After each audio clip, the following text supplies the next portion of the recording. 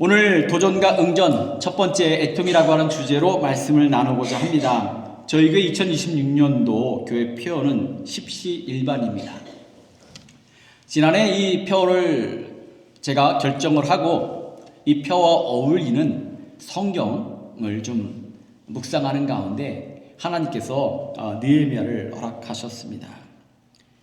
이 느헤미야의 말씀을 좀 돌아보면 느헤미야라고 하는 사람이 예루살렘의 소식을 듣고 정말로 기도하는 가운데 예루살렘으로 돌아가 성벽을 짓기까지 수많은 챌린지를 받았거든요. 거기에 대해서 신앙으로 리스판스하면서 응전하면서 하나님의 역사를 이루어가는 과정을 담고 있는 것이 느헤미야의 말씀입니다. 그래서 이 도전과 응전이라고 하는 말을 챌린지 앤 리스판스라고 하는 말을 썼는데, 이 말은 아놀드 토인비라고 하는 역사학자가 그의 책에서 도전과 응전, 인생에는 역사에는 도전이 있는데 도전을 회피하면 그 도전은 또다시 온다는 거예요.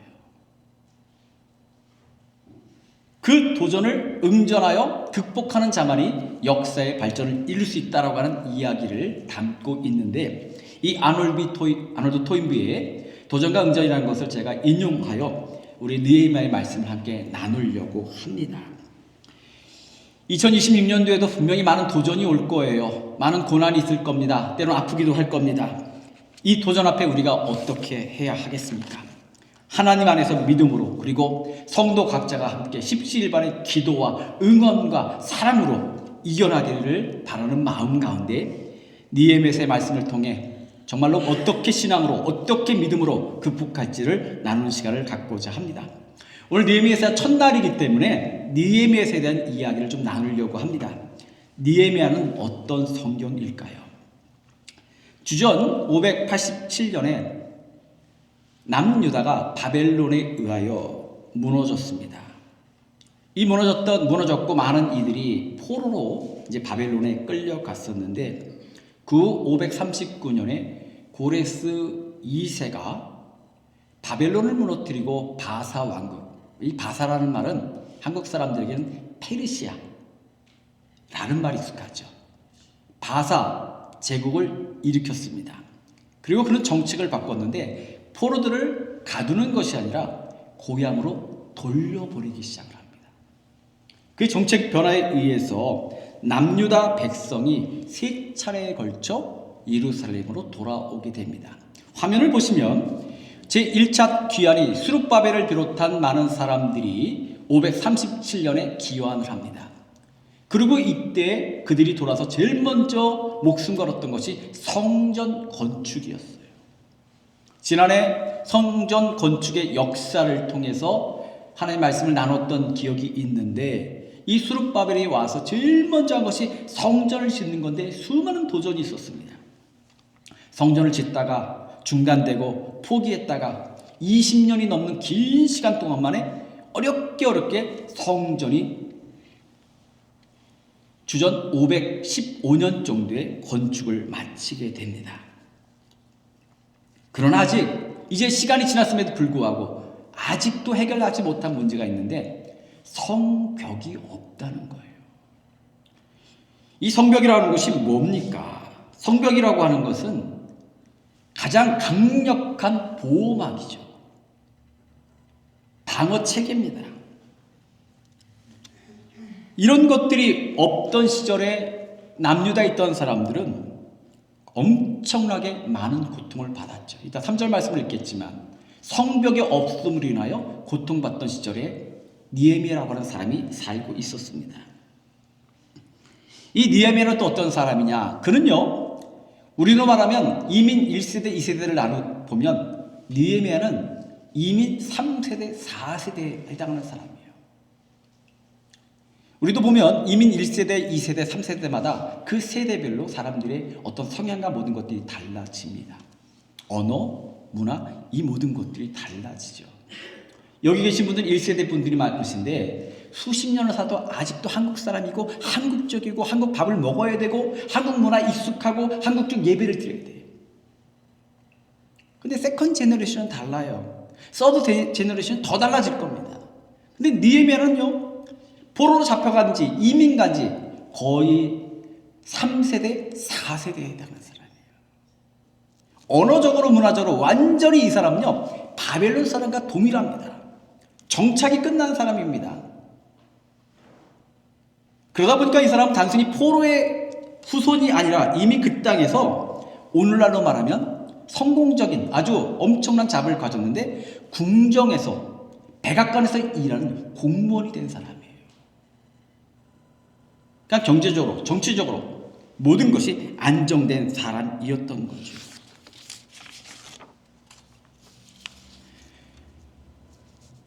어찌 보면 예루살렘과는 아무 상관이 없던 그의 삶에 어느 날 갑자기 예루살렘의 소식, 뉴스를 듣게 됩니다.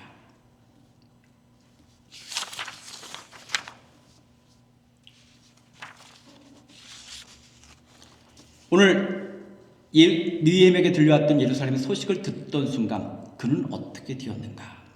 오늘 두 번째, 느헤미야의 애통을 기억하는 여러분 되시기를 원합니다. 3절 말씀을 보겠습니다. 같이 한번 읽어볼까요? 남은 자들이 큰 환난을 당하고 능욕을 받으며 예루살렘 성은 회파되고 성문들은 불탔다. 예루살렘을 방문했던 사람들이 전해준 소식입니다. 뉴스입니다. 몇 글자 안 되지만 한번 상상을 해보세요. 성벽이 없으니까 수시로 외부에서 적들이 쳐들어옵니다. 집을 쳐놓으면 집을 부시고, 농사를 지으면 농사를 파괴하고, 뺏기고, 능욕을 당하고. 민족이 힘이 없으면 어떤 일들이 벌어집니까? 우습게 여겨요. 지금은 달라졌지만 오래전에 이민 오신 분들, 한국인들의 위상이 어떠셨어요? 한국을 알지도 못했잖아요. 한국인들을 만났는데 차이니스냐고 묻고 재패니스냐고 묻던 시절이 있었잖아요. 민족적 파워가 없으면 우습게 보는 거죠. 성벽이었고 포로에서 귀한 데서 힘이 없으니까 수시로 능욕당하고 수시로 뺏기고 고통당하던 그들의 삶이 바사제국에서 왕궁에서 일하던 공무원에게, 안정된 느헤미야에게 들려왔습니다. 느헤미야만 들은 것은 아닐 거예요. 여러 사람들이 들었을 겁니다. 그런데 어떤 이들은 그냥 뉴스인 거죠. 아, 그래? 그렇게 힘들어? 그런가 봐. 이렇게 넘어갔을 거예요. 그런데 느헤미야는요, 그 소식을 듣자마자 그 소식이 그의 마음을, 심령을 파고 들어가기 시작했습니다. 4절 말씀입니다. 함께 읽어볼까요? 내가 이 말을 듣고 앉아서 울고 수일 동안 슬퍼하며 금식하며. 사실 느헤미야는요, 예루살렘을 가본 적도 없는 사람이에요. 몇 차례 말씀을 드렸지만 이 바사 제국에서 예루살렘까지는요 900마일이에요. 걸어서 3개월 내지는 4개월, 100일을 넘게 와야 되는 거리입니다. 그러니까 이 사람은 바사 제국에서 자라나서, 태어나고 자라서 한 번도 가본 적이 없는 땅이에요. 그런데 그 땅의 소식을 듣자 하나님께서 그 마음을 주장하셨던지 울고 슬퍼하고 금식하는 애통의 마음을 주셨습니다. 예루살렘의 고통을 자신의 고통으로 여겼던 거죠. 우리 민족이 그렇게 고통을 당하는데, 우리의 동족이 그 아픔 속에 있는데, 나와 상관없는 얘기가 아니라 나와 상관있는 이야기로, 나의 아픔으로 받아들이기 시작한 거예요. 저는 이 느헤미야의 눈물, 슬픔, 아픔을 바라보면서 신앙인의 진짜 모습을 바라보게 됩니다. 요즘은요, 많은 사람들이 너무나 이기적이에요. 같이 울지 않는 시대입니다. 남의 약점과 아픔을 고소해야 하는 시대예요. 그런데 하나님의 백성, 믿음의 백성들은요, 같이 울고 웃고 같이 아파하고 같이 무릎 꿇고 같이 기도하는 백성이 되기를 간절히 원합니다. 벤처학교의 정말 천국 같은 모습은 다른 게 아니에요. 아파할 때 같이 울 줄 알아야 돼. 얼마나 힘들어. 얼마나 아파. 얼마나 고생스러워. 말로만이 아니라 내 마음이 정말로 우러나서 아픈 성도, 고난 중에 있는 성도, 누군가 힘들어하는 사람들을 보면 같이 끌어안고 그냥 내 마음이 아파. 더불어 울고 더불어 슬퍼할 줄 아는 성도, 그것이 진짜 성도라고 하는 거죠. 그런데 오늘 여기서 더 중요한 것은 느헤미야가 울기만 한 것이 아니라는 거예요. 슬퍼만 한 것이 아니라는 거예요. 느헤미야가 진짜 신앙인인 것은 그걸 내가 슬퍼하고 아파하고 괴로워했지만 그 애통이 기도가 되었다는 것을 믿으시기를 원합니다. 애통이 기도가 됐어요. 울기만 했다면 감정적인 일일 거예요. 아파만 했다면 감정적인 일입니다. 그런데 느헤미야는요, 그 아픔을 마음에 품었지만 그 아픔을 하나님께 향하여 기도가 되었던 거예요. 5절부터 기록된 느헤미야의 기도 안에 도전에 대한 챌린지에 대한 리스판스, 응전의 기도가 울려 퍼지고 있습니다. 느헤미야의 기도를 살펴보니까 첫째로 그는요, 하나님을 높이고 있습니다. 함께 읽겠습니다. 하늘의 하나님 여호와, 크고 두려우신 하나님, 아멘. 고통이 깊어질수록, 문제가 커질수록 사람들이 조심해야 될 것이 있어요. 믿는 자가 조심해야 될 것이 있어요. 문제가 하나님보다 커지면 안 돼요.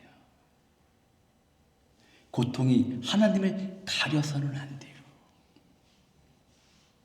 근데 많은 사람들이 생각보다 좋을 때는 좋은 신앙 잘 믿는 것 같아요. 제가 쓰는 표현으로, 그런데 결정적 순간에 보면 그 신앙이 있는 사람 맞아? 이런 생각이 들 때가 있어요. 문제와 고난 속에 깔려버리는 거죠. 제가 교회를 개척하고 어느 정도 교회가 안정이 되고 나서 한 가정이, 집사 부부가 교회에 등록을 했습니다. 저는 그분들을 잘 몰랐는데 교인들은 그분들을 다 잘 알더라고요. 뭐 기도 많이 하시는 분, 신앙이 좋은 분, 뭐 그래서 다들 좋아했어요. 근데 가만히 보니까 목사가 보는 눈이 조금 다른 게 있거든요. 자꾸만 그 신앙을 사람들에게 인정받으려고 해요. 나 믿음 좋은 사람이야 자꾸 말하고 싶어해. 아니, 믿음이 좋은 것은 하나님이 인정하는 거지 사람에게 인정받는 게 아닌데, 그 믿음과 신앙을, 내가 자기 기도하는 모습을, 성경 잘하는 걸 자꾸만 인정받으려고 해요. 그래서 제가 목사로서 갖는 어떤 시각이 있거든요. 고개를 약간 갸우뚱했어요. 그런데 그런 그 가정에 어려움이 닥쳤습니다. 제가 어려움의 내용을 말씀드리진 않겠습니다. 어려움이 왔을 때 목사니까 목회적으로 접근을 했는데, 목회적으로 접근하여 어떤 말을 했는데 딱 나오는 말을 듣는 순간 제가 드는 생각이 뭐냐면, 이 가정이 문제에 눌려버렸구나. 지금 하나님보다 문제가 더 크구나. 하나님께 집중하는 것이 아니라 지금 문제에 집중하는 거예요.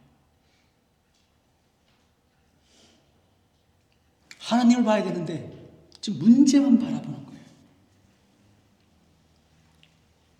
결정적 순간이 되니까 그 신앙의 밑바닥이 보이더라고요.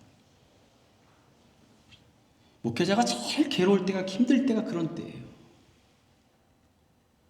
목사는 가끔 소방수 같습니다. 평소에는 안 필요해.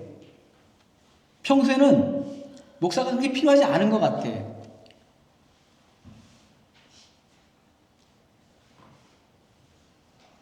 그냥 바라보고 지켜보며 기도하고, 그런데 결정적인 순간에 목회적으로 말씀과 신앙과 권면으로 접근할 때가 있는데 그 순간 뭔가 다르면 참 어려운 순간이 오는 거죠. 그 과정을 보면서 문제 속에 눌려버렸고 문제가 하나님보다 더 크구나. 근데 그때는요, 강하게 접근하면 분란이 생겨. 그래서 기도하면서 인내하면서 기다리고 성도들과 같이 더불어 기도하는 가운데 물론 영적으로 잘 극복해냈습니다. 근데 이런 모습이요, 누구의 이야기가 아니에요. 대부분의 사람이 그래요. 대부분의 교인들이 그래요.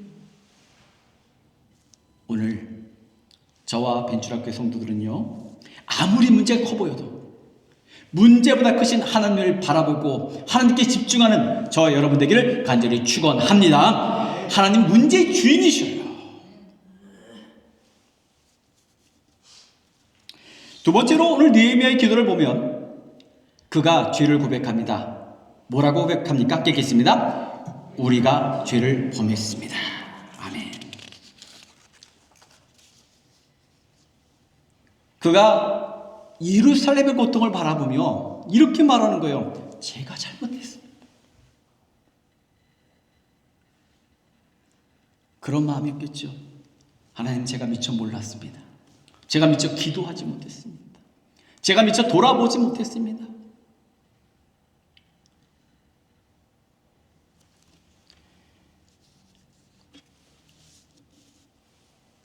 우리는 살아가면서 우리의 신앙으로, 우리의 입술로 누구를 정죄할 것이 아니라 때로 부족함이 보일 때, 약함이 보일 때, 문제가 생길 때 내가 기도하지 못했구나.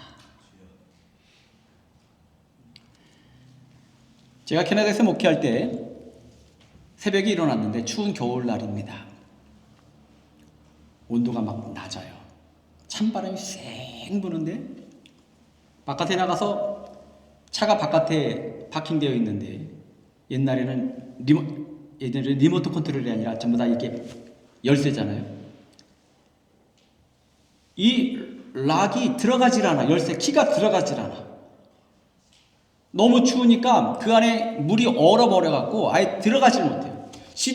문을 열고 시동을 걸 수가 없어. 애를 쓰다가 결국은 포기를 하고 새벽기도 오신 분들한테 연락을 해서 제가 오늘 상황이라서 못 가니까 아무래도 돌아가실 것 같습니다. 말씀을 드리고 그날은 그냥 새벽기도를 건너뛰게 됐죠. 그날 정말 춥거든요. 근데 갑자기 오후쯤 전화가 왔습니다. 김모 집사님이, 목사님, 제가 사고 쳤어요. 예? 뭔 일이에요?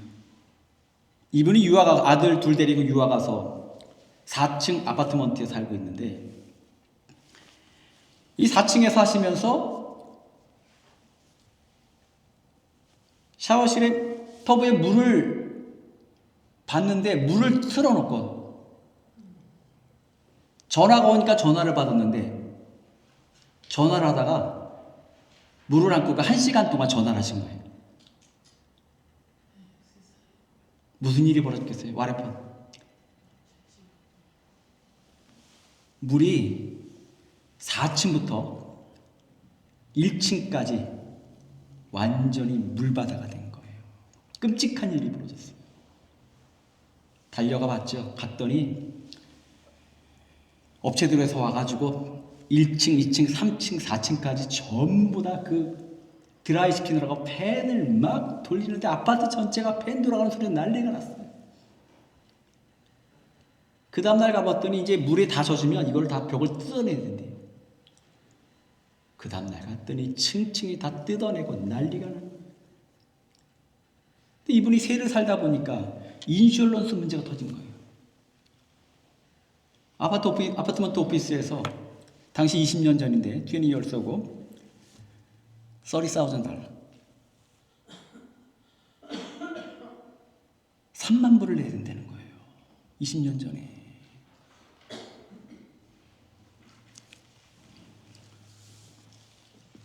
하루는 교회를 갔는데, 성경 공부가 있어서 교회를 갔는데 깜깜한 예배당에 누가 저 앞에서 기도를 해요.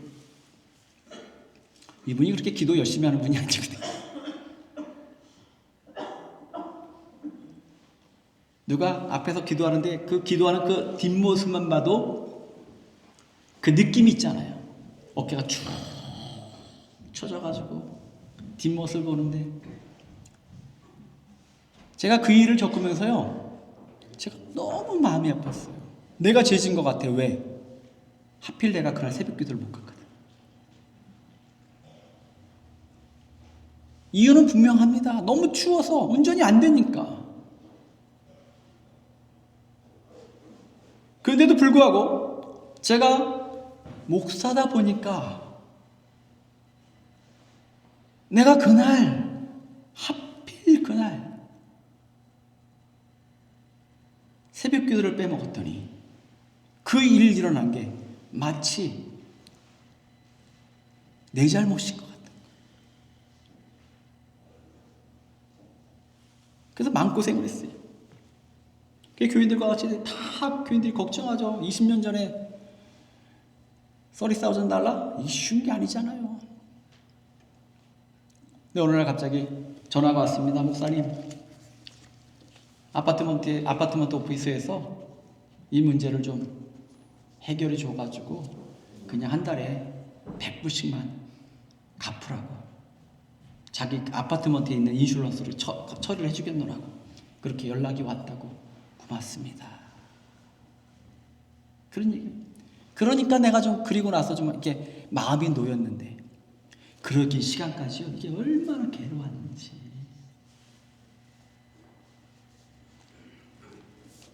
애통은요, 같이 아파할 뿐만 아니라 내가 기도가 부족했군요. 내가 사랑이 부족했군요. 내가 관심을 갖지 못했군요. 내가 미처 알지 못했군요. 이 마음으로 하는 거예요. 왜 그랬어? 그게 아니라, 왜 전화를 물을 터놓고서는 1시간씩 이게 아니라,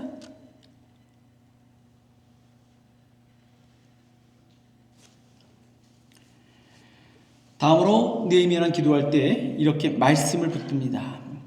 함께 말씀 읽겠습니다. 주께서 모세에게 명령하신 말씀을 기억하옵소서. 아멘. 슬퍼하고 울고, 물론 감정이 중요합니다.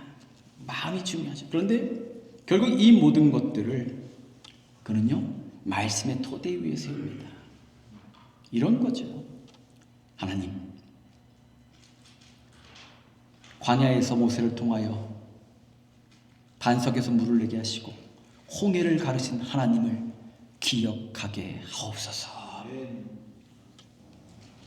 지금 문제가 아무리 크지만 모세를 통하여 역사를 이루셨던 그 하나님을 내가 기억하게 하옵소서. 마지막으로 느헤미야는 자신의 헌신을 드립니다. 11절 읽겠습니다. 오늘 종이 형통하게 하사 이 사람 앞에서 은혜를 잊게 하옵소서. 아멘. 그냥 아파하고 눈물을 흘리고 괴로워하고 끝나는 것이 아니라 마지막으로 하나님께 기도할 때 이렇게 말하는 거예요. 하나님, 제가 감당하게 하옵소서.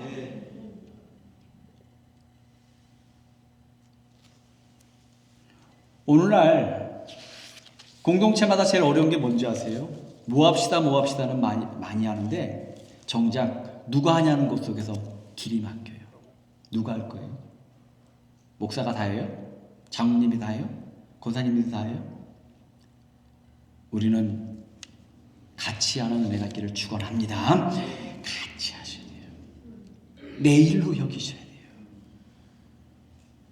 부족함이 보이면 그 부족함을 볼 때 왜 부족해가 아니라, 왜 저것이 없어, 저것이 왜 안 돼가 아니라, 그 일을 위하여 내가 부르심을 받았구나, 나의 사명으로 여기는 여러분 되기를 축원합니다. 저는 목사로서 늘 고민을 합니다. 이 강단에서 이렇게 설교를 준비하잖아요. 늘 돌아봅니다. 내가 전하는 말씀대로 살고 있는가? 물론 저도 인간인지라 100% 그렇게 못해요. 압니다. 그래서 늘 조심스럽고 말씀을 준비할 때마다 다 말씀대로 살지 못하는 저를 알기 때문에 늘 조심스럽고 부끄러워요. 그래도 말씀을 전할 때 누군가 그 말씀을 들으면서 사랑합시다, 헌신합시다, 충성합시다 하는데 속으로 너나 잘해라 이러면 얼마나 창피해요. 하나님 영광 가리는 거잖아요.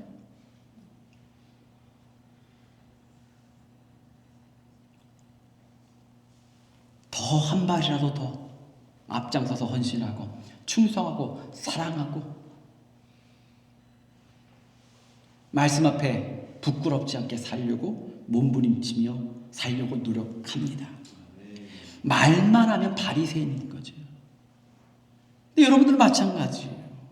말씀을 몰라서 안 합니까? 깨닫지 못해서 안 합니까? 마지막 순간에 누구 일이냐라고 하는 그 질문 앞에 바로 접니다라고 하는 대답이 안 나와서 그런 거예요. 빈 것이 보이고 부족함이 보이고 약함이 보이면 누구 것이 아니라 바로 나의 사명으로 여기기를 축원합니다. 마지막으로 이 느헤미야의 결론적인 얘기입니다. 이제 앞으로 하나님께서 어떻게 역사하실지는 앞으로 나누겠습니다. 그러나 결론적으로 말씀을 드리면 그가 애통이 기도가 되어 기도를 하나님께 드렸더니 하나님께서 이루어 주셨더라. 이것이 벤처학교 2026년도 우리의 나갈 바가 되시고 승리의 길이 되는 은혜가 있기를 간절히 축원합니다. 우리